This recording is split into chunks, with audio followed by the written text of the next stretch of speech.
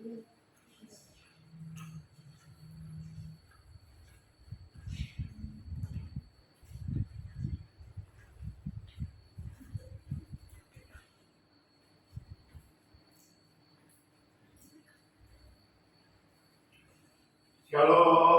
Shalom.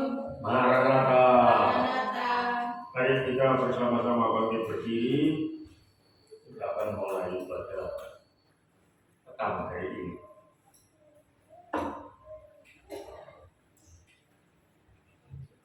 Pertolongan kita datang dari Tuhan, Pencipta langit bumi dengan segala isinya. Tuhan yang memenuhi kita semua dengan seluruh kepenuhannya.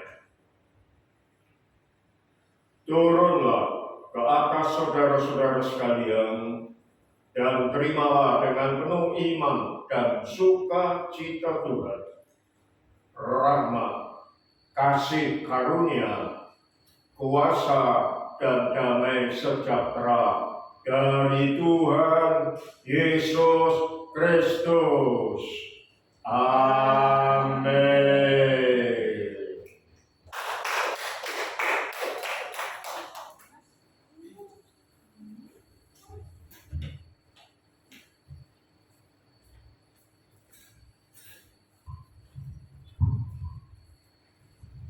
Shalom. Shalom.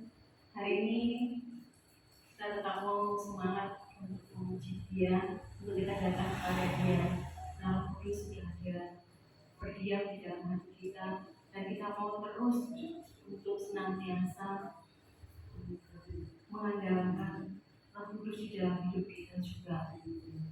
Kita mau datang kepada Dia karena Dia Allah yang baik, yang kudus, yang sangat mengasihi kita, yang ada dalam hidup kita. Roh Kudus, Kau hadir di sini.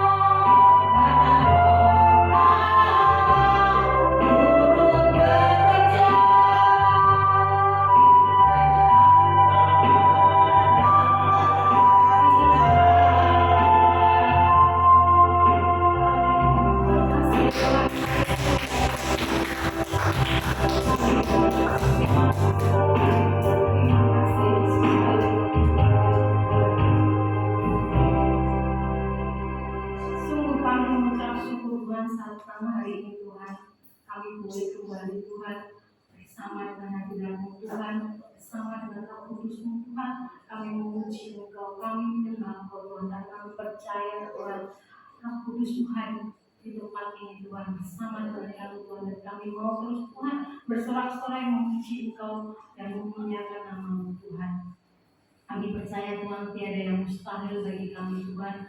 Saat kami percaya, saat kami anak-anak-Mu Tuhan menyembah Engkau Tuhan, kami percaya Tuhan segala sesuatunya ya dan kami Tuhan atas kehendak dan rencana-Mu. Terima kasih ya Bapa, terima kasih Yesus, terima kasih Roh Kudus yang saya kudus senantiasa menyertai kami anak-anak-Mu yang percaya.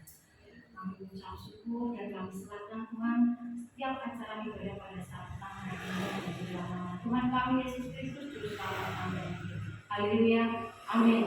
Shalom, shalom. Ada sukacita. Mari semuanya bagi berdiri. Silakan. Kita mau bersukacita, kita mau memuji Tuhan, kita mau bersorak-sorai karena kita sudah menerima sukacita yang dari surga. Amin. Yang menerima sukacita angkat tangannya.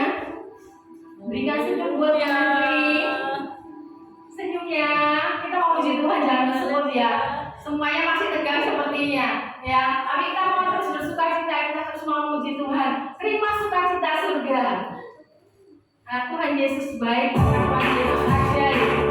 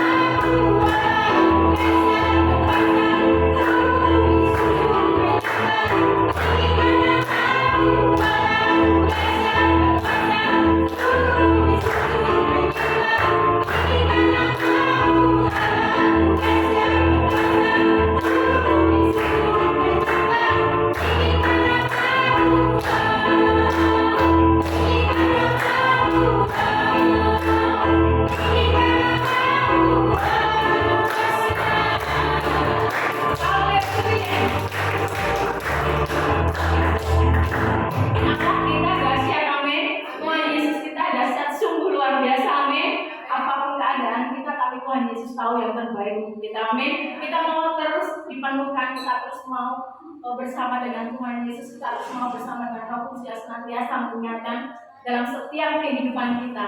Kita terus dicurai dengan sesuatu yang baru, sesuatu yang indah yang bersama dengan Tuhan Yesus. Anggur baru.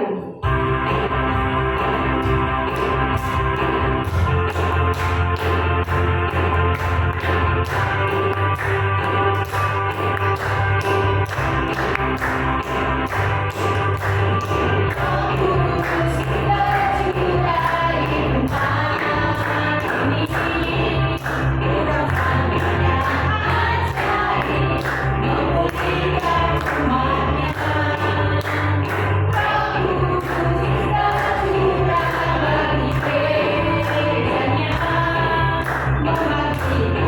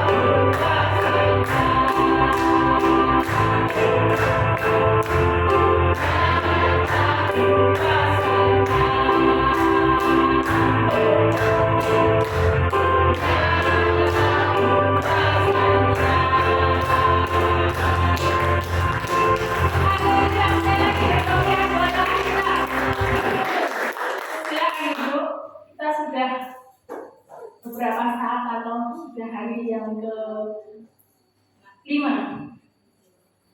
Ya betul ya.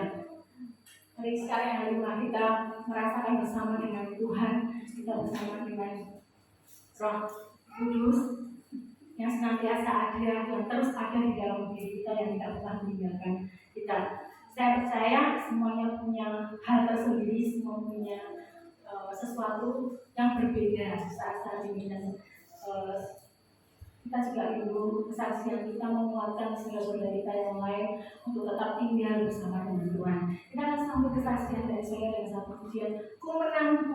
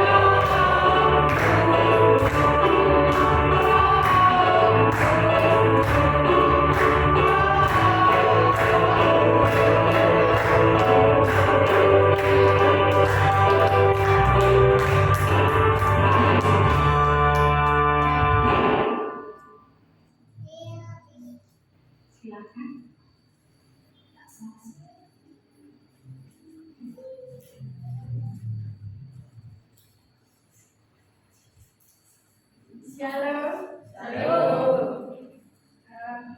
Saya mau saksi tentang kebaikan Tuhan. Maaf ya, tapi saya nggak saya sengaja untuk terlambat karena ada hal yang harus diurus di rumah sakit ini lagi, dan saya nunggu dan itu lama. Sedikit nyanyi lama di saudara. Tetap baik setelah menteri saudara gitu. Di jalan saya bilang sama Tuhan, muga-muga aja antri, karena beberapa saat yang lalu pas sama kita itu jam segitu itu antrinya minta ampun, jadi ruang informasi itu. Tadi pas sampai sana dia nungguin suwe, yang munggah naik tangga, awalnya di sini saya bilang gitu, ya naik tangga. Di situ tempat di ruang informasi itu nggak ada satu orang pun yang ngantri di sana. Wah, puji Tuhan, aku mau isah yang gereja kayak gitu. Terus saya bicara dengan yang informasi seperti ini, harus pakai JKN KIS, Mbak. Saya nggak punya aplikasi JKN KIS dan harus download dulu.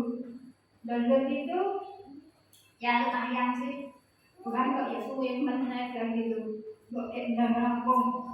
Udah, saya nunggu kira-kira ya setengah jam baru bisa. Bu, ini nanti harus scan wajah, bawa di rumah aja nggak apa-apa, nanti daftar dari rumah. Oh iya, terima kasih ya Mbak. Saya langsung pulang, saya di jam itu, bisa semua ya. Saya nggak kita ya agak ikut saudara. Dan dalam mata saya minus, tapi bisa, puji Tuhan, kena lampu itu nggak silau. Biasanya silau, merem mesti kena lampu. Tapi hari ini enggak. Puji Tuhan, saya sampai di sini ya terlambat sedikit, tapi masih komandan semuanya. Itulah kemurahan Tuhan. Roh Kudus yang menuntun saya, Roh Kudus yang menyelamatkan saya perjalanan di Solo Baru sampai ke Jember dengan selamat. Padahal jalannya itu ramai, macet juga saudara. Tapi puji Tuhannya saya dapat jalan yang luar biasa dari Tuhan sampai sini tepat waktu. Itulah kesaksian saya kembalikan. Kesaksian yang luar biasa dari Ibu Rahel, di mana Roh Kudus itu tetap senantiasa menuntun kita. Saya percaya semua juga merasakan hal yang sama. Demikian juga dengan saya ya, sama juga saksiannya. Untuk yang hari-hari ini tuh akhir-akhir ini tuh saya sering pulang lebih awal karena banyak hal yang harus diselesaikan, karena banyak hal pekerjaan yang perlu saya urus, mungkin kadang sampai jam 5 lebih dan juga sampai jam 6, yang lainnya sudah pulang jam 4 mungkin, karena memang sudah diganti dengan satu setengah shift. Artinya satu shift lebih banyak, keduanya itu hanya sedikit, dan ketiga itu berdasar sekali hanya bordir atau embroidery. Kadang itu Tuhan itu menolong kita dengan hal-hal yang mungkin nggak enak, dalam arti mungkin yang istilahnya itu nggak seharusnya kok lewat perkara ini Tuhan menolong, tapi itu jalannya Tuhan. Saya sudah bicara mungkin dari kemarin mengenai hari sebagai yang menaikkan, siap saya sudah ngomong besok hari yang menaikkan, iya, terus 10 hari, iya, kamu pasti ke gereja, iya, saya bilang gitu. Ya, kamu doakan ya supaya lancar. Amin. Saya bilang itu. Hari pertama, kedua saya benar enggak? Ya pulang tapi terlambat juga karena memang sesuatu hari pertama itu harus cuma banyak yang harus diselesaikan kok ya orang yang kampung gitu kan. Dan saya sudah di-share sama Bu Gembala, saya mendapat tugas. Suami saya juga iya. Harinya Senin Selasa. Senin Selasa itu mau sibuk-sibuk dan istilahnya memang hari kemarin itu juga ada final, hari ini juga ada final, besok juga ada final. Tapi satu perkara itu tiba-tiba karena sudah mau close order itu materialnya di order. Ada kekurangan karena masih ada budget dan sebagainya, dari tim PMC itu masih order material.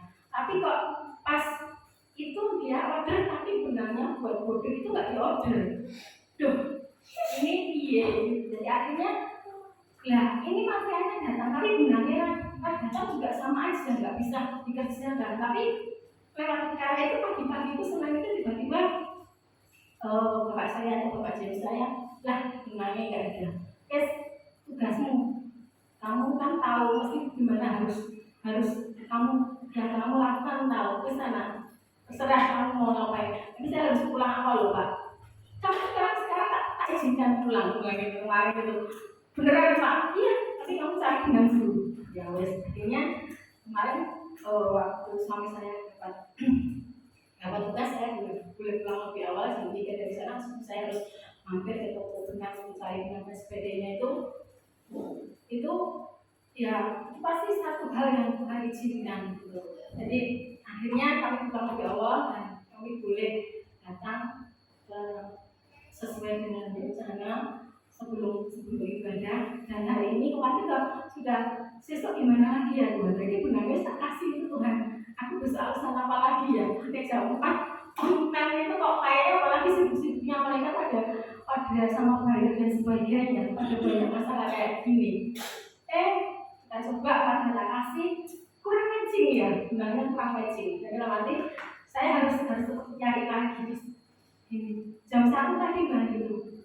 Terus Pak ini berarti sekali lagi nih saya harus keluar. Silahkan kamu keluar gitu. Jam 1 ya, iya. Terus saya balik lagi ke situ, tidak usah kamu pulang aja, saya harus lagi. Aduh puji Tuhan ya gitu. Jam 1, Pak kasih jam 1 loh Pak, aku bilang gitu. Nanti saya harus yaudah orang kamu pulang, tak izinkan bilang gitu. Wah puji Tuhan, kalau bukan karena Tuhan itu biasanya itu mesti ngajak ngobrol, mesti lama. Karena bahas segala sesuatunya itu mesti lama ngobrolnya.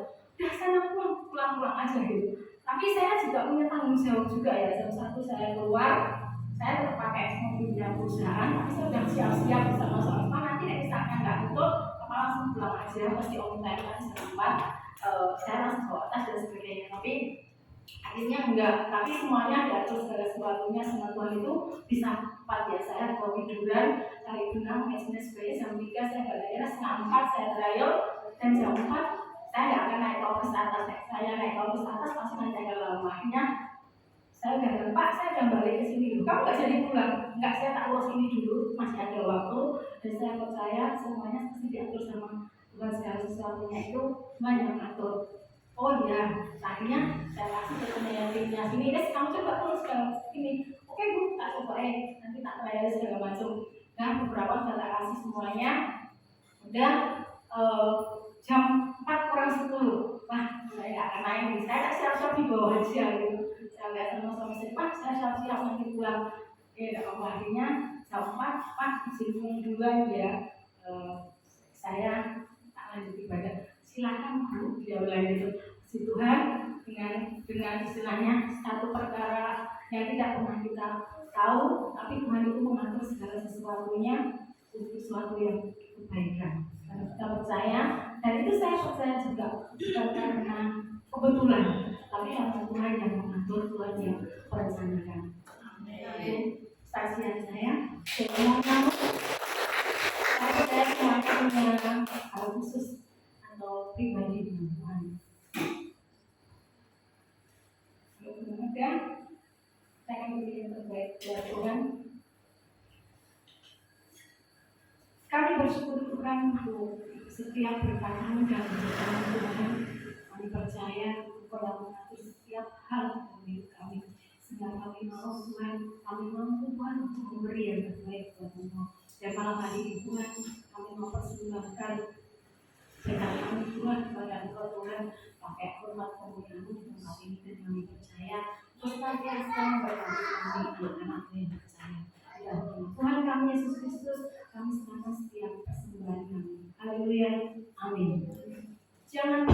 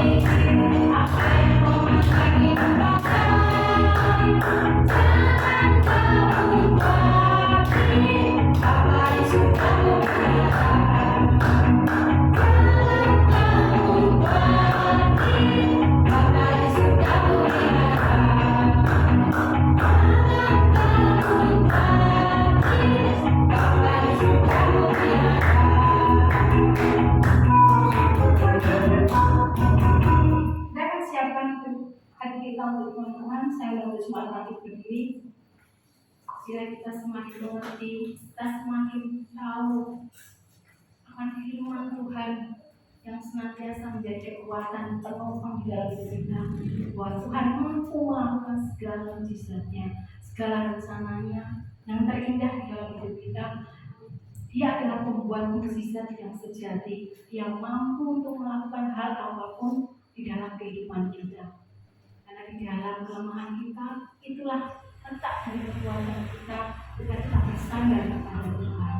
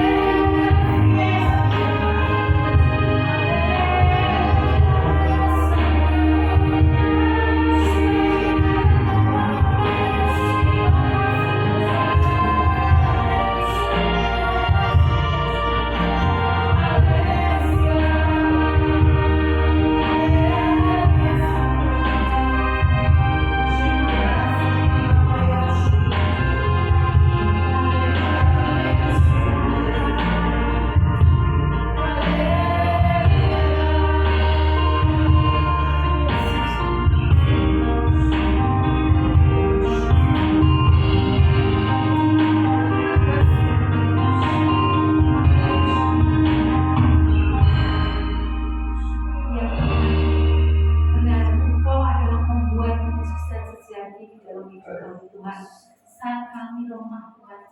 Saat kami berserah kepada Engkau Tuhan, disitulah letak kekuatan kami yang dari Engkau Tuhan.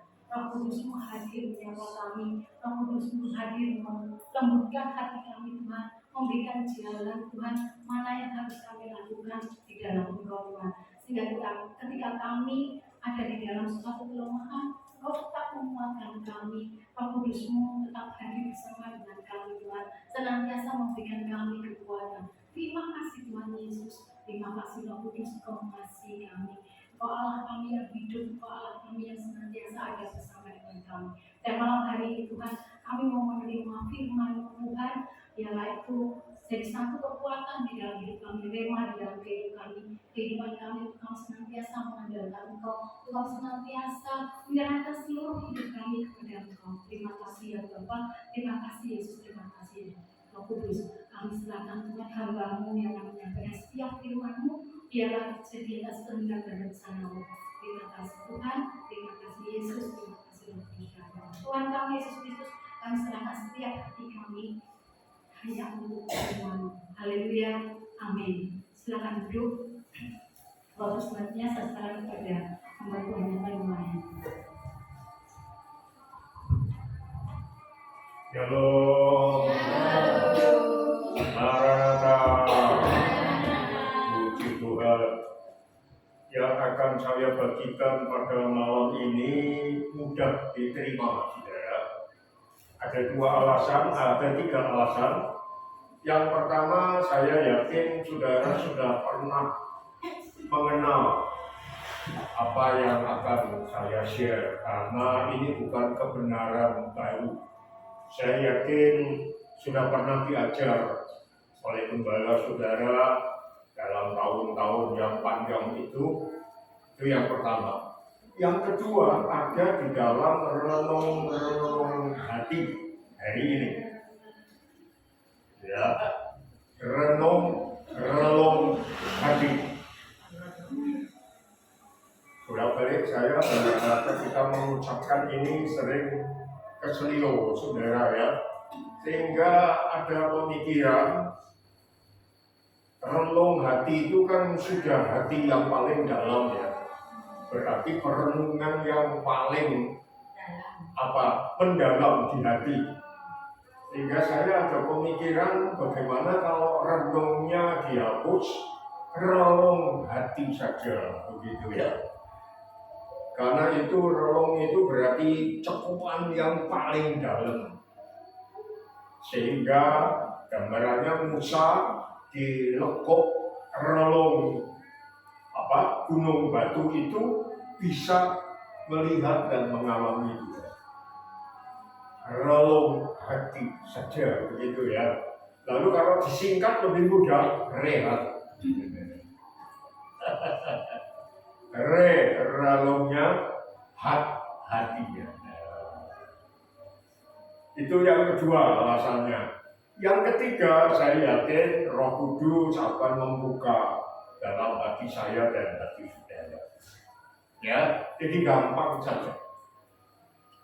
Puji Tuhan. Baik. Oh, sudah.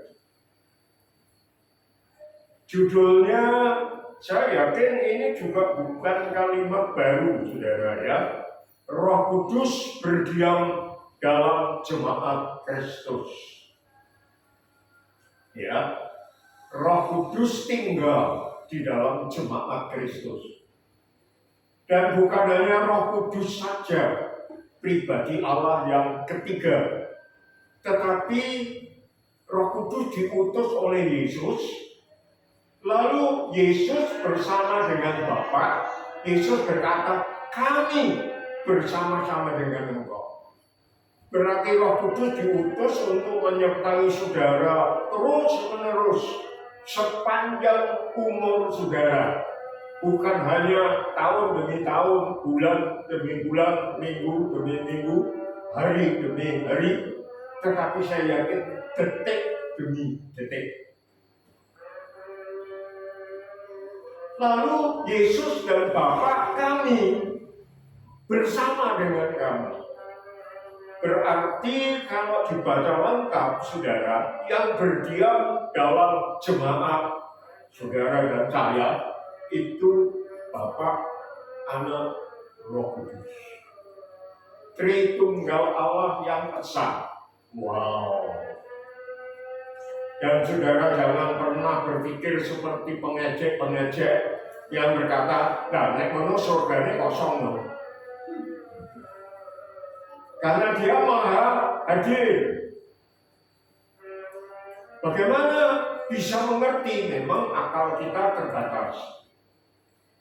Jangan kita membatasi Tuhan. Jadi Roh Kudus berdiam dalam jemaat Kristus. Next. Yang pertama, cuma 3 poin saja. Ya, jadi orang tua. 3 nomor tak dong. Ya. Cuma depannya ada nolnya, saudara. Kata orang nol itu tak terhingga. Nomor 1 adalah Roh Kudus hidup dan bergerak. Jadi dia berdiam di dalam diri kita bukan untuk tidur. Yesus pernah tertidur di perahu murid-murid karena kelelahan. Lalu ombak keras datang. Wah, hampir tenggelam. Barangkali barang-barang yang ada di perahu sudah dilempar ke laut. Tapi tidak berhenti sampai mereka akhirnya membangunkan Yesus. Ya, itu peristiwa seketika, saudara ya. Karena ketika bangun, Yesus berkata, kenapa kamu tidak beriman? Sebetulnya mereka bisa. Sekalipun Yesus secara fisik tidur, sebetulnya murid-murid bisa melakukan sesuatu yang dari Allah. Tetapi Tuhan tidak membiarkan. Dia langsung berdiri, langsung meneduhkan. Jadi Tuhan tidak pernah tidur. Gusti boten nate sare.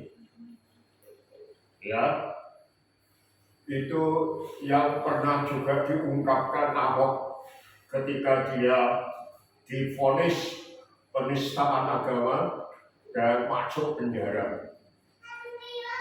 Dalam komentarnya dia berkata, Gusti boten nate sare. Boten sari. Hah? Boten sari. Boten sare. Boten wonten nate nih toh. Boten nganti. Puji Tuhan, Roh Kudus hidup dan bergerak. Lanjut. Roh Kudus hidup dan bergerak dari pribadi perorangan, satu demi satu. Roh Kudus hidup dan bergerak di dalam kita. Saudara-saudara, oleh karena itu saya yakin kalau saudara hatimu didorong oleh gerakan dari Allah, ada sesuatu yang mendorong engkau untuk melakukan sesuatu yang lama tidak pernah dilakukan, tetapi tiba-tiba ada dorongan, ada gerakan, dan saudara tidak bisa diam. Itu artinya Roh Kudus sedang bergerak dalam hidup saudara. Dan jangan di-stop, jangan dihentikan. Saudara, karena apa? Kalau Roh Kudus sudah hidup dan bergerak dalam dirimu, tetapi kita menolak, apa ya toh? Lalu hitung-hitungan, wah kok nek tak lakukan, untungnya apa? Ya nek, nah, lalu saudara tidak respon. Dan itu saudara lakukan berulang-ulang, lama-lama saudara akan apa itu? Tidak peka lagi. Kebal. Ya. Saya ingat perumpamaan, betul, kebal. Saya ingat satu peristiwa, bukan perumpamaan. ada sebuah ruangan di sebuah bangunan tempat orang-orang main macam-macam, dansa, main judi, minum-minum, merokok, dan banyak, sehingga asap rokok itu semakin memenuhi ruangan itu. Dan ada otomatis alat kalau ada kebakaran. Jadi kalau ada volume asap dalam jumlah tertentu, maka yang otomatis itu jalan, sehingga langsung menghubungi pemadam kebakaran. Lalu datanglah Brambil, mobil-mobil pemadam kebakaran disemprot, padahal nggak terbakar, hanya asap. Lalu yang ada di dalam, saudara-saudara, merasa takut, terganggu kita kalau begini. Terus alat otomatis itu dimatikan supaya aman. Nanti kalau kita main apa-apa nggak terganggu. Asap rokok sampai memenuhi, sampai kita batuk-batuk pun nggak apa-apa. Dan mereka lakukan lama, nggak masalah. Nggak apa-apa. Satu kali betul-betul terjadi kebakaran di ruangan itu.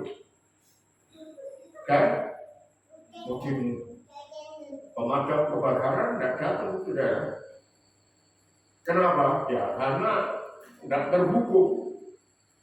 Hati kita kalau terus mengeraskan hati mengeraskan hati, lama-lama akan mati. Dan kita jadi dapat. Dan saya hanya khawatir, saudara, kalau itu terjadi berturut-turut, lama-lama kita bisa punya potensi untuk berdosa terhadap Roh Kudus. Saya tidak nakut-nakuti, berdosa kepada Tuhan Yesus bisa diampuni. Tetapi kalau berdosa kepada Roh Kudus, tidak ada ampun. Takut?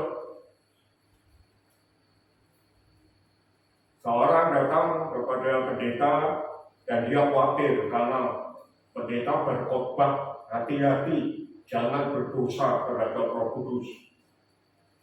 Lalu setelah ibadah selesai, pemuda ini datang ke pendetanya dengan nangis, lalu berkata, "Om, apakah saya sudah berdosa kepada Roh Kudus, Om? Karena saya sudah melakukan ini. Pendetanya dengan tenang berkata, meluk pemuda itu dan berkata, "Kamu belum berdosa kepada Roh Kudus. Kok kau tahu? Padahal saya kata-kata sudah ini. Karena kamu masih bisa nangis menyesali dosamu, dan kamu datang kepada Om dengan tangisan, dengan ketakutan, itu berarti hatimu masih bisa terusik. Lalu kamu ingin memperbaiki. Nah terus tandanya berdosa kepada Roh Kudus apa, Om? Hatimu sudah keras, tidak mungkin nangis, menyesal, dan sebagainya. Karena apa? Kamu sudah melewati dosa manusia. Nah, melewati dosa manusia itu maksudnya, dosa apa? Dosanya iblis. Hati-hati, saudara. Kalau Roh Kudus hidup dalam saudara dan dia masih bergerak, memberi hati yang terkejut, lalu ingin sadar, tapi saudara tahan. Saudara tidak mau melakukan. Lalu ketika saudara tidak melakukan, tidak terjadi apa-apa. Saudara berkata, "Yo, rapopo, aku orang melakukan, orang bisa berledek. Daganganku masih laris, pekerjaanku masih lancar, kosong itu." Hati-hati, warning. Kalau saudara terus mengeraskan hati, orang pokok, pendeta khotbah 1000 kali, wah, pakaian cangkem gitu pendeta. Orang pokok. warning. Kalau sampai satu saat dosa saudara sudah melampaui yang saya sebutkan tadi, berarti tingkat dosamu sudah sama beratnya dengan dosa iblis. Dan iblis tidak bisa diampuni.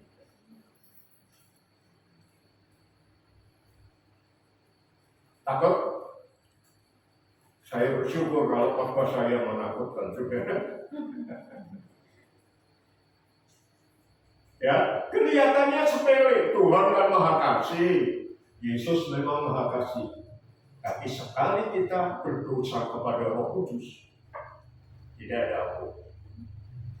Dan jangan sampai kita menumpunya itu sampai satu saat derajat kedosaan kita sudah masuk dalam tanda petik dosanya iblis. Karena saking keras hati. Renungkan ini.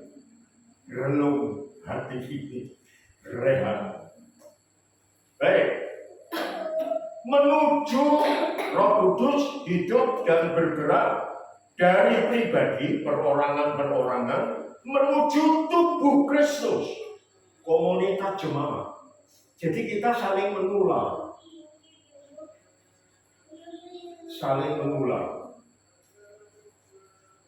Kalau ada areng yang mulai setengah mati, makin lama makin padam, itu artinya barangkali dia sudah tidak ada di tumpuan arang yang menyala yang lain.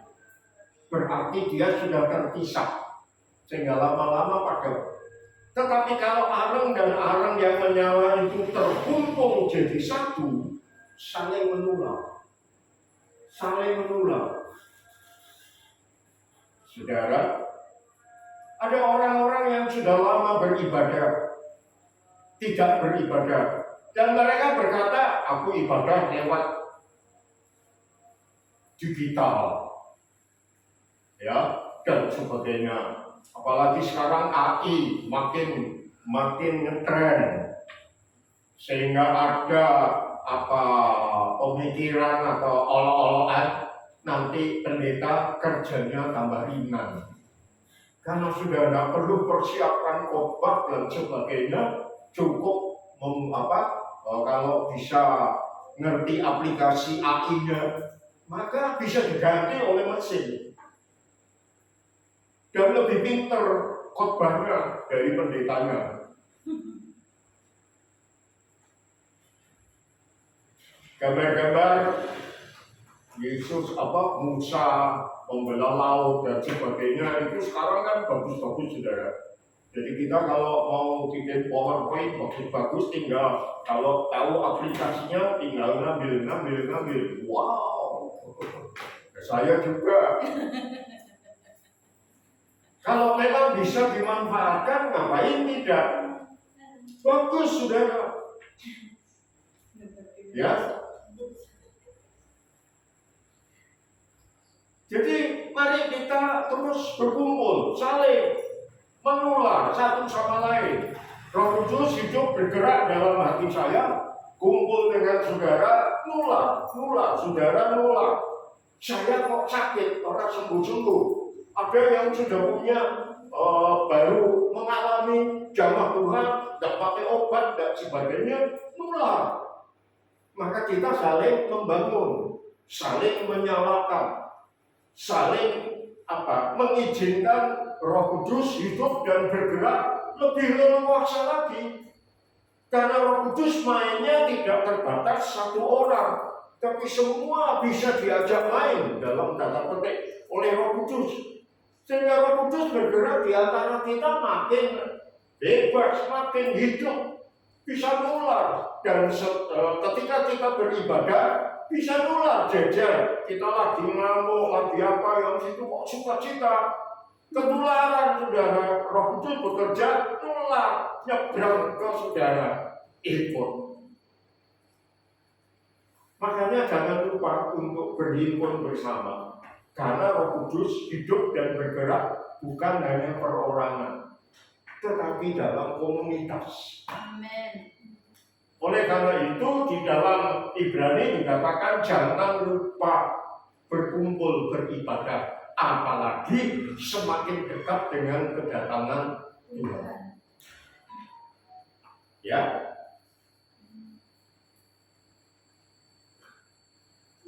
Roh Kudus tinggal di dalam orang percaya. Perorangan. Mari kita baca Roma pasal 8.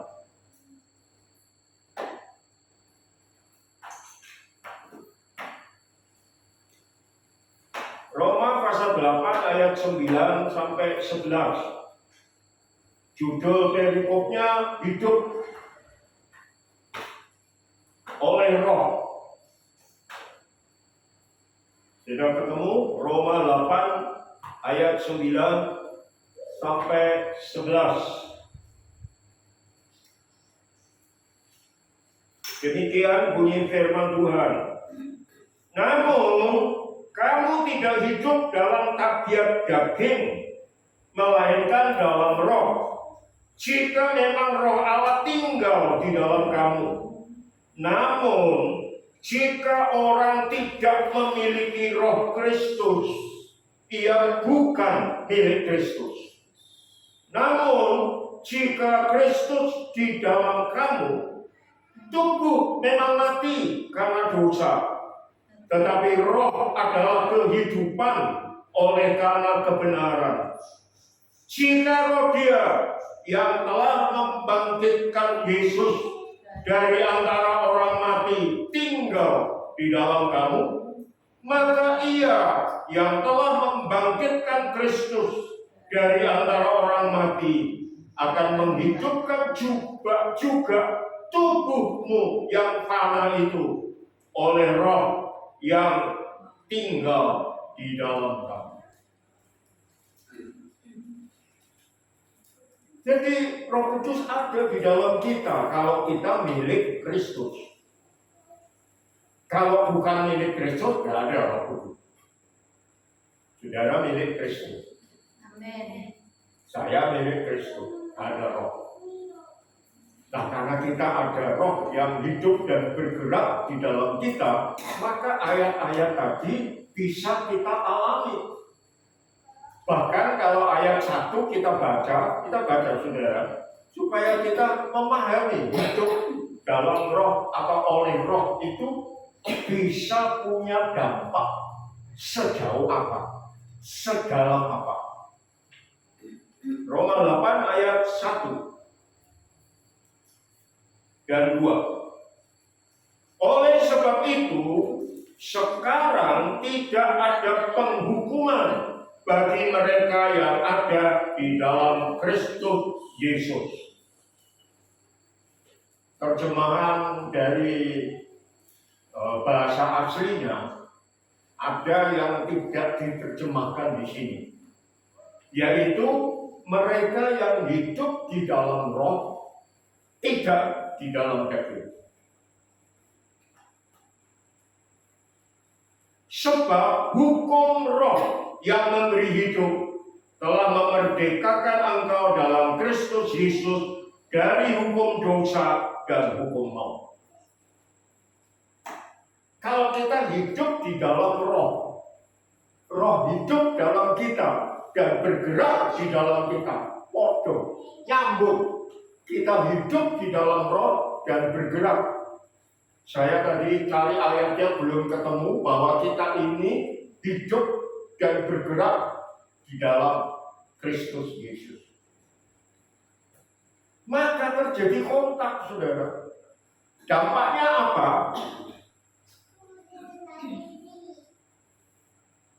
Merdeka dalam Kristus Yesus dari hukum dosa dan hukum maut. Ada orang-orang yang terikat dengan dosa, hukum dosa, sehingga dia tidak bisa lepas. Saudara, kemarin Ibu Gembala sudah memberi ilustrasi, kita bisa membiarkan burung terbang di atas kepala kita. Bahkan saya masih ingat ada yang lebih lengkap, dan melek di kepala kita, nggak bisa menghindar. Ya, ditelai cocok aja nggak bisa menghindar. Pernah ditelai cocok? Pernah. Saya kadang-kadang itu ranjang kita sekarang kan nggak ada apa itu kelambu loh, kan bukaan loh, langsung plafon loh. Saya kadang-kadang itu khawatir karena plafon di atas itu ada yang bocor, ternyata tes kena kaki, tes kena sini. Saya itu lagi pernah mikir sama. Nah tiba-tiba di atas ada cecek, kita lagi tidur, lalu ketelean,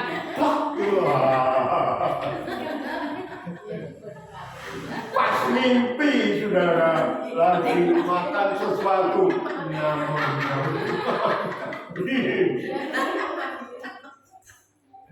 Nikmatilah. Kita tidak bisa menghindari burung terbang di atas kepala kita, bahkan ketika dia telan. Tetapi kita bisa melarang burung bersarang di kepala kita.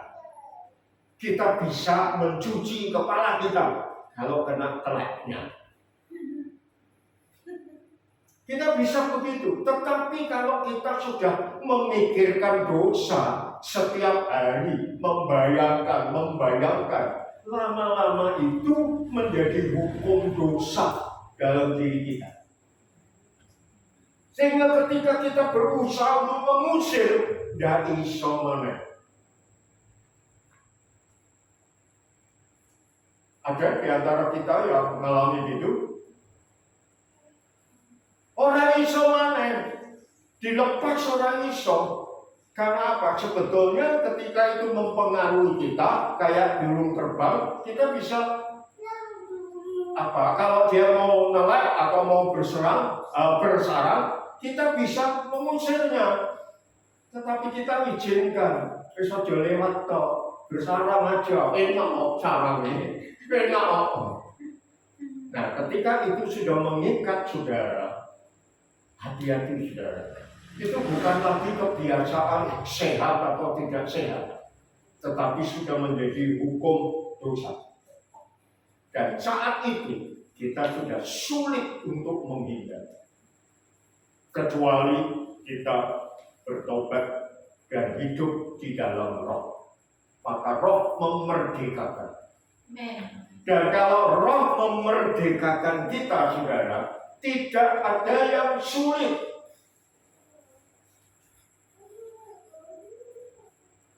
Saya sudah pernah saksi toh, dan kalau saksi lagi saudara mungkin bosan, ibu mana? Tapi saya dulu hidup saya ini kandang binatang sudah. Tahu maksudku ya? Misuan, omong kotor, wis toh, opo ae. Tapi begitu saya bertobat, saya hidup dalam roh. Orangnya itu saudara. Saya tidak bertekad begini. Hari ini aku misuh ping 10 wae. Terus seminggu nih misuh ping 3 wae. Enggak gitu. Kalau memang saya berusaha sendiri betul, saya mengaminkan, saudara, sulit untuk niru-niru Pak Iwan. Enggak niru. Tiba-tiba orang niru. Sulit untuk lepas.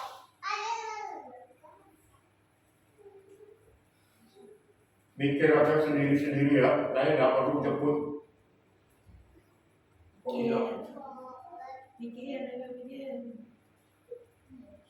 Kesenggol. Saya nggak usah nyebut, saudara tahu masing-masing. Sulit dilepaskan, sulit. Tetapi ketika saya hidup dalam roh, pelan langsung yang menjadi saksi itu pembantu saya. Yuk Tuan, kowe saiki kok ora tau misuh. Mbok Mah namanya. Tak tanya, kenapa Mbok? Kangen visualku ya.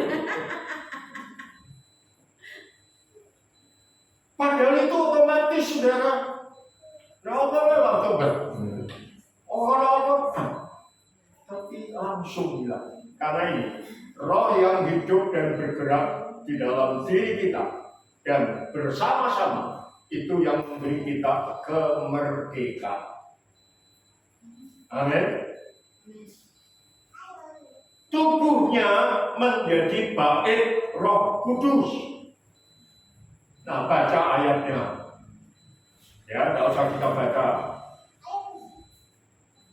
Oh.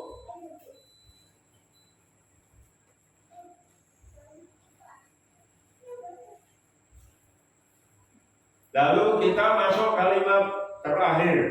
Kehadiran Allah tidak lagi terpusat pada bangunan suci, tetapi pada komunitas jemaat yang dipenuhi roh. Kadang-kadang kita kan masih berpusat pada gedung, saudara ya. Tapi roh Allah tidak terikat. Bisa kalau kita pas kumpul bukan gedungnya, tapi perkumpulan kita, persekutuan kita bersama-sama yang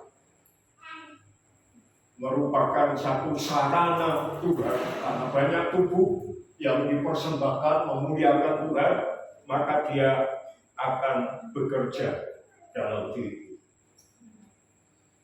Itu poin 1. Jelas ya? Kita masuk butir 2. Lanjut. Maaf, saya tidak teliti memisahkan kata agak ngaco gitu. Tapi di penjelasan sudah betul. Pneumatolo harusnya di strip pneumatologi gitu ya. Ini asal dimasukkan, jadi tidak diteliti. Harusnya pneumato sudah di strip lalu logi. Ini kan lucunya orang baca pneumatolo. Oh itu. Apa rumah makan tolo itu? Pak Tolo ya. Pneumatologi bersifat eklesia. Itu bahasa kono Pak, jangan khawatir. Next, kita lihat. Nah yang ini sudah betul. Pneumatologi itu doktrin tentang Roh Kudus. Pneuma itu roh. Logi itu ilmu. Nah kalau disambung ada lotonya di tengah. Pneumatologi itu doktrin tentang Roh Kudus. Bersifat eklesial. Eklesia itu gereja. Eklesia berarti menggereja. Jadi Roh Kudus itu menggereja. Nah kita gereja, kita jemaat, menjemaat. Jadi Roh Kudus itu menjemaat. Sehingga kalau kita hidup itu menjemaat, punya hubungan sebagai jemaat yang akrab, artinya menjemaat, maka Roh Kudus juga menjemaat, ketemu. Roh Kudus itu sopone di hidup saudara, mapan, bukan rumah kontrakan, bukan kos. Tetapi Roh Kudus berdiam selamanya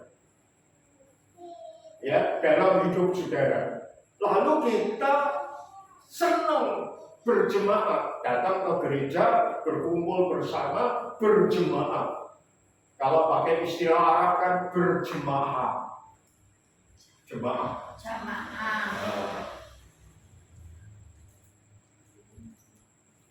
Nah, Roh Kudus itu berjemaat. Kalau saudara berjemaat, nah ketemu loh kita dengan Roh Kudus. Apalagi kita sendiri, Roh berdiam di dalam kita. Roh berdiam dalam hati guru. Roh berdiam di dalam ibu Pak Agus. Lalu kita ketemu berjemaat. Wow. Maka Roh Kudus tinggal enak kerjanya. Ya, apalagi kalau semua hidup di dalam Roh Kudus bekerjanya enak, gitu. Tapi kalau orang sing angel ya, tinggal sih. Tinggal sih. Nah, kalau saudara ditinggal sih kan kasihan. Betul? Entah ya, saudara. Roh Kudus membaptis semua orang percaya menjadi satu tubuh. Dalam baptisan air, kita masing-masing satu demi satu dibaptis. Tapi dalam baptisan Roh Kudus itu membaptis kita dalam satu tubuh. Jadi kita dimasukkan dalam tubuh Kristus, kita menjadi tubuh Kristus bareng-bareng. Nanti kita baca ayatnya di surat Korintus. Karunia diberikan bukan untuk elevasi individual. Apa maneh Pak Paulus? Ini bukan bahasa kebun binatang, tapi saya ingin saudara bisa mengikuti. Pasti saya jelaskan artinya, sehingga mau tidak mau kita tanpa sadar sedikit demi sedikit belajar. Orang ngomong ini saudara ngerti, ya dong? Orang usah kursus bahasa. Elevasi individual itu apa artinya? Ukuran ketinggian suatu titik atau objek di atas atau di bawah titik tertentu, mengacu pada ketinggian suatu tempat di atas permukaan laut rata-rata. Istilah yang populer adalah ketinggian di atas permukaan laut. Apa itu? Itu berlaku untuk kondisi baik tidak baiknya tanaman yang ditanam. Durian nggak bisa ditanam di tingkat ketinggian di atas permukaan laut yang tidak mencapai titik tertentu. Dan ternyata, saudara, duet ini Sukoharjo termasuk ketinggiannya tidak pas untuk hidupnya durian.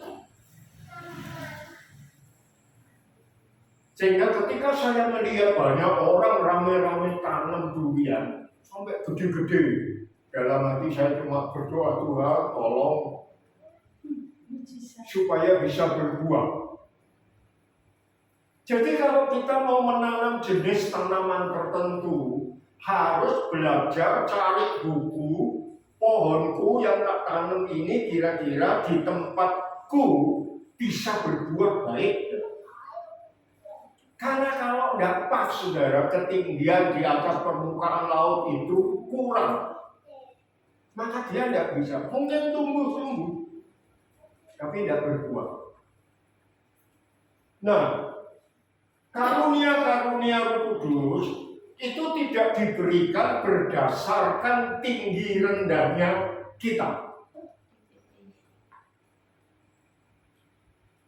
Wah, kalau Pak Paulus itu kayak duren, berarti dia ditaruh di tempat tinggi bisa berbuah.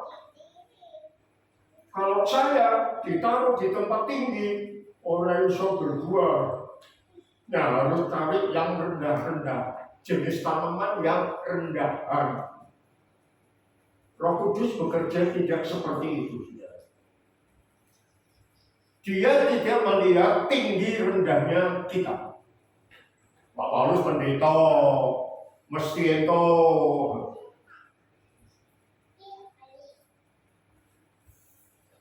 Ya dong? Enggak, saudara. Karunia-karunia diberikan atas dasar relasi kolegial, pekerjaan pembangunan tubuh Kristus. Relasi itu hubungan, kolegial itu kolega, jadi teman kerja, teman sekerja, teman sekantor. Jadi Roh Kudus diberikan kalau kita ini menjadi kolega, satu tubuh. Kolega kita apa? Kita sama-sama tubuh Kristus. Kita sama-sama murid Tuhan. Kita punya hubungan relasi. Seringkali ketemu, seringkali kesaksian, membagi kesaksian hidup. Jadi ketika kita berrelasi dalam kelompok kolega, maka Roh Kudus itu bekerja di dalamnya. Oleh karena itu mari kita menjadi kolega yang baik. Kalau saudara kerja di sebuah tempat dan saudara punya hubungan yang baik dengan kolega, teman kerja saudara, tidak saling menjatuhkan, tetapi saling mendukung, maka saudara bekerjanya nyaman. Lalu bersama-sama bisa meraih keberhasilan. Ya, membuat perusahaan saudara makin berhasil, makin naik, makin berpengaruh, dan dampaknya apa? Saudara sudah dapat gaji lebih baik lagi. Itu kalau di perusahaan. Ya, kemarin itu saya baru lihat ketika kami berbelanja di Mitra, saudara. Ternyata pegawai yang melayani kita bawakan kita akhirnya jadi beli sama dia. Ketika sampai di kas kemarin saya baru lihat, maka kasirnya itu nyari pegawai yang melayani kami, lalu diminta tanda pegawainya, lalu dimasuk ke komputer cetek, lalu pikiran saya kerja ngapain begitu loh. Berarti dia mendapat sesuatu dari kegiatannya untuk melayani, dan itu mendorong dia untuk berlaku baik kepada para pelanggan. Tidak seenaknya. Dulu pernah marah besar, pakai kaos biasa mau belanja, pegawai ini melayani, Bu, ini mahal loh. Didelok pakaiannya mungkin waktu itu lagi belum. Ini mahal loh, Bu. Tanya, berapa harganya segini? Tapi lama-lama marah juga. Tidak jadi beli. Dan tidak pernah ke situ lagi. Pernah? Oh beli? Lebih yang mahal ya? Yang lebih mahal. Saya pernah baca kisah di Temanggung. Ada petani tembakau, pakaiannya nggak karuan, sudah biasalah dari mungkin mau beli mobil mahal, saudara.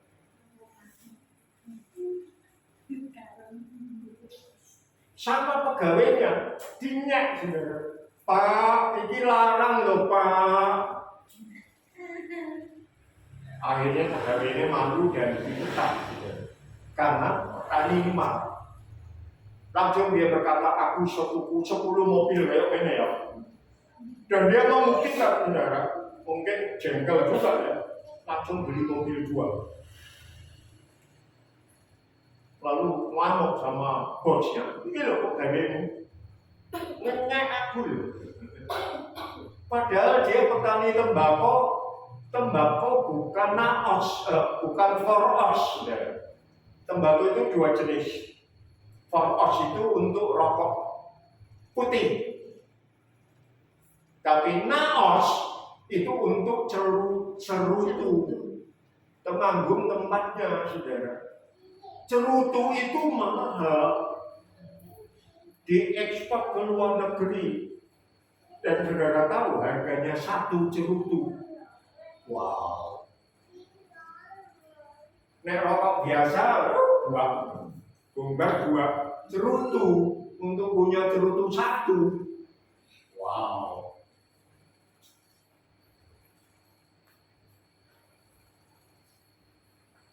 Nah, ini nggak begitu, saudara. Roh Kudus tidak mengikat status kita. Tinggi rendah pendeta, mau pendeta, jemaat baru baptis, remaja, anak-anak, toh juga sekarang banyak yang dilawat Roh Kudus. Amen. Banyak gereja anak lahir. Jadi saudara jangan ngenyek anak-anak kita. Orang ngerti apa-apa kowe. Tuhan Roh Kudus itu bisa pakai anak-anak. Ya. Di Kudus saya merasakan, saudara, ada satu anak kecil sekolah minggu. Engkongnya itu nggak pernah mau mendengar Injil, mau anda sama anti-Kristen. Dan satu kamarnya itu penuh dengan benda-benda penyembahan kepada dewa. Orang baru tanya. Anaknya, putunya, sampai pulang sekolah minggu nyanyi. Dia dengar nyanyiannya menusuk hatinya, tapi bukan. Bukan hanya nyanyi. Tahu-tahu cucunya ngomong, "Bang, ya lewat gereja Kong. Tuhan Yesus baik Kong, mencintai Engkau," dan terusnya. Dia tertemplak sudah. Akhirnya bertobat. Anak kecil. Saudara tahu setelah dia bertobat, kami hamba Tuhan nyewa becak, bukan hanya satu, beberapa, untuk ngambil tempat penyembahan barang-barang penyembahan dan dibakar, saking mukai. Ini, saudara ya. Jadi yuk kita betul-betul pneumatologi itu bersifat menjemaat, menggereja. Dan kalau saudara juga menjemaat di dalam gereja, serampungan, saling membangun, maka itu lahan yang paling subur untuk Roh Kudus bekerja. Amin. Lanjut. Jemaat dibentuk sebagai tubuhnya suatu komunitas pekerja pembangunan. Kaget enggak? Kita ini semua pekerja bangunan, saudara. Jemaat di sini banyak yang bekerja di bangunan. Gereja ini dulu dibangun sendiri ya. Dan banyak yang kualitasnya bagus. Saya melihat Daud itu naik lulus, halus sekali. Tapi tak punya nih, wah naik nisik, enak bener. Nisik halus, kerjanya bagus semua. Ya. Kami berdua puas. Nah ternyata di gereja, di hadapan Tuhan, kita ini semua pekerja bangunan. Mau protes? Yuk kita baca Efesus pasal 4.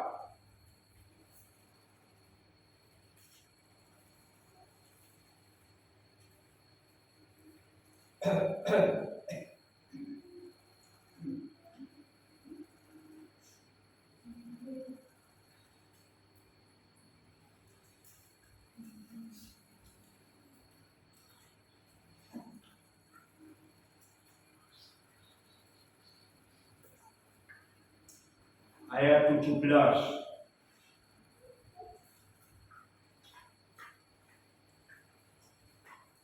Ayat 12. Saya baca ya.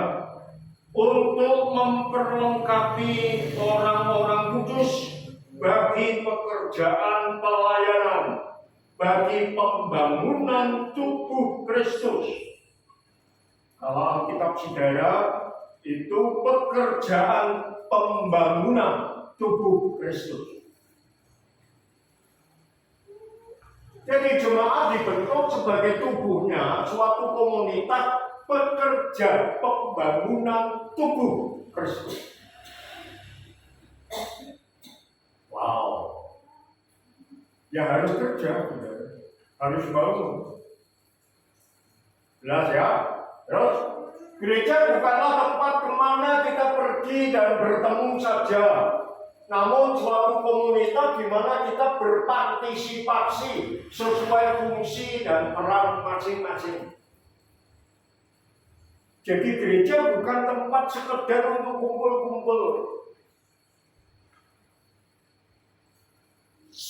tetapi untuk bekerja, melayani pembangunan tubuh Kristus, saling membangun satu sama lain. Jelas? Lanjut. Ilustrasi supaya gampang menerimanya. Suatu teamwork, tim pekerja, olahraga, tim seni, apapun, semua anggota tim bertemu dan berkumpul. Kumpul, pekerja kantor, masuk di kantor, ketemu, kumpul, ngobrol-ngobrol, selesai. Kerja di apa itu, menjahit itu apa? Konveksi, darah kumpul, lalu duduk di depan meja mesin jahit, terus ngobrol, halo, selesai pulang, orang dibagi lagi. Tim sepak bola datang kumpul, lalu ngobrol-ngobrol, seni, main musik, kumpul, ngobrol-ngobrol, enggak. Kerjaan mereka apa? Latihan, menyamakan nada dan sebagainya, lalu kompak, yang satu jangan lebih gede dari yang lain, tim bangunan, sama-sama satu tukang batu, satu tukang kayu, kerja, koordinasi, iki kok ngene, semua kerja, gak ada yang kumpul mak ngobrol-ngobrol kok gak ada. Jelas ya? Untuk latihan atau job training dilatih, mempersiapkan diri untuk apa? Untuk dapat melaksanakan tugas dan fungsinya, membangun dan menghasilkan bersama pertumbuhan timnya, meraih kejuaraan atau prestasi tinggi. Menjadi lebih dari sekedar baik menjadi hebat, good to great. Itu kita sadar ya, betul Pak, aku yang ngono. Pertanyaannya, nek di gereja, saudara ngapain? Menurut hasil penelitian George Barna, rata-rata sampai hari ini anggota gereja itu 80% penonton. Datang, ngobrol, dengar firman Tuhan, lihat sana, maidu sono, maidu sini, khotbah kepanjangan, kependekan. Penonton itu biasanya luwih pinter teko pemain. Ya, ya. Aku tak apa nih, aku rasa sepak bola. Tapi yang nonton sepak bola, apa itu?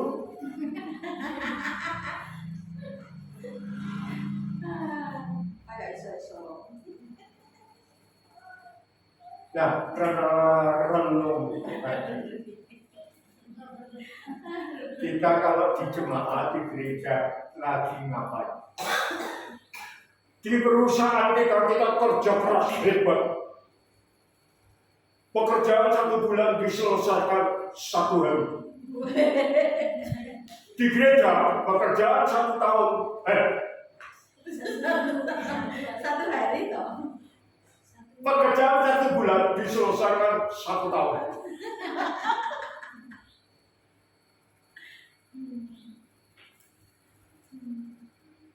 Walik enggak, saudara? Ini orang nyemoni loh. Nabrak. Nabrak. Tapi mari kita renungkan, saudara dan saya, kita punya tanggung jawab. Ini. Lanjut. Efesus 4 ayat 15 sampai 16. Sebaliknya, dengan teguh berpegang kepada kebenaran di dalam kasih, kita bertumbuh dalam segala hal ke arah Dia, Kristus yang adalah kepala. Terus, dari Dialah seluruh tubuh yang rapi tersusun dan diikat menjadi satu oleh semua sendi yang menopangnya, menerima pertumbuhannya sesuai dengan kadar pekerjaan tiap-tiap anggota dan membangun dirinya dalam kasih. Kita itu komunitas pekerja, membangun tubuh Kristus dan diikat dengan sendi-sendi yang kuat. Ini sendi. Ini sendi, ini sendi, ini apa? Sendi. Ini sendi. Tulang rusuk ini juga, wah, ini ada bagian luasnya yang bermasalah, wah. Dan sarafnya kejepit, wow. Nah, bagaimana kita? Jelas, saudara. Iki yang khotbah orang kaya Bu Gembala. Bu Gembala setengah 8 selesai. Di peristiwa 10 menit.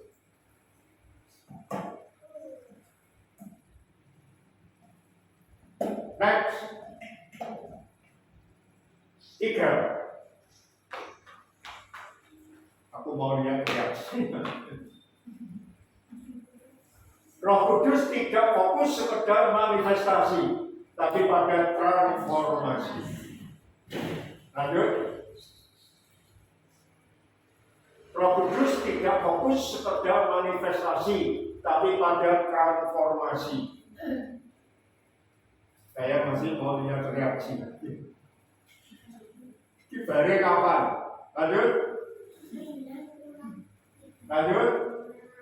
Sabar. Lanjut. Sabar sambung ya. Lanjut. Bro Resus. Lekon. Dia siap-siap. Tapi betul ya, kita mau renungkan. Mari kita betul-betul menjadi jemaat di mana Roh bisa berdiam di antara kita. Amin. Yuk kita berdoa. Saudara dilengkapi dengan relung hati, rehat. Bahannya sama. Tapi di sini saya urai supaya lebih bisa dipahami. Dan relung hati itu juga berlanjut. Kalau saya masih menyampaikan bersambungnya ini, mari kita betul-betul satukan hati. Sejauh mana kita menjadi tubuh Kristus, komunitas pekerja, bangunan. Apakah kita sudah melakukan pelayanan kita, tanggung jawab kita? Apakah kita termasuk 80% yang jadi penonton, datang berkumpul hanya untuk dengar, untuk maido, untuk ngomong-ngomong saja, Atau kita betul-betul berdoa, Tuhan, aku ini jadi tubuhmu, fungsiku apa ya Tuhan? Minta Roh Kudus memberitahu kepada saudara.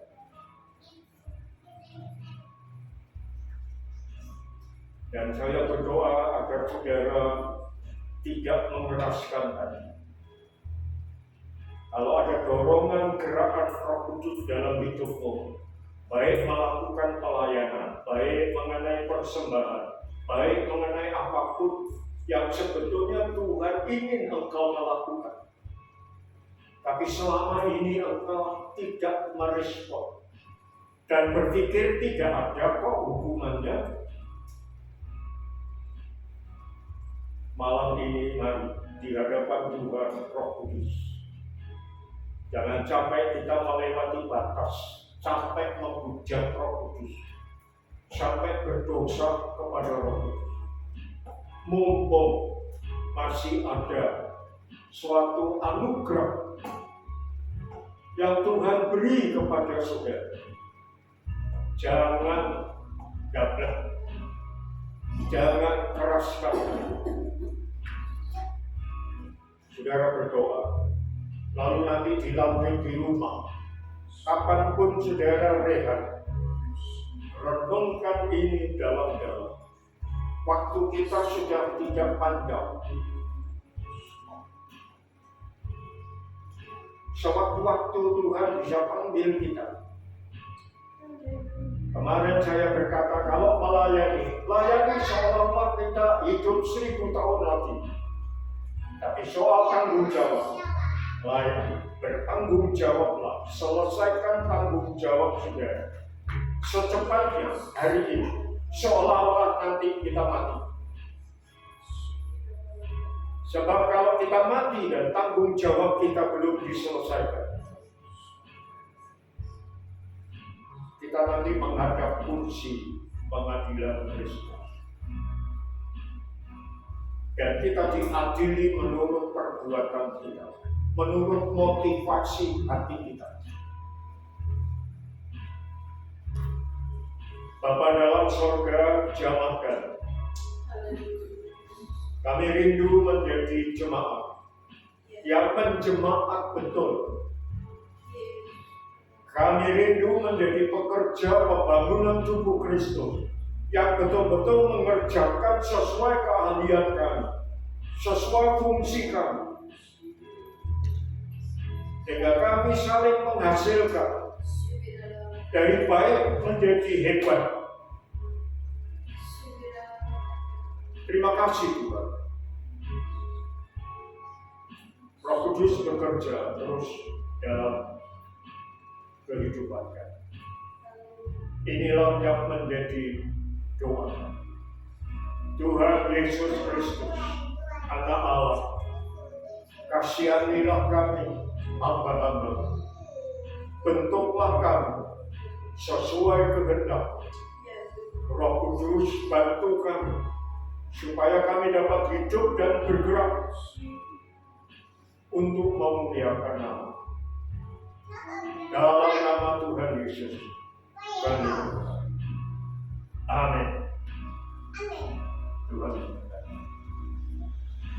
Lalu besok masih ada jam 6. Mari kita berdiri.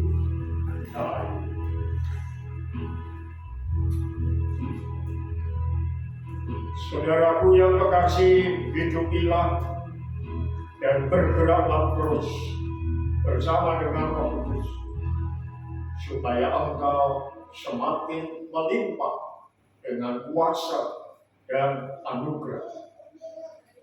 Sekarang pulanglah dengan penuh sukacita. Terimalah kasih karunia dan damai sejahtera dari Tuhan Yesus Kristus, kasih sayang dari Bapa yang di surga, serta persekutuan Roh Kudus menyertai saudara sampai selama-lamanya.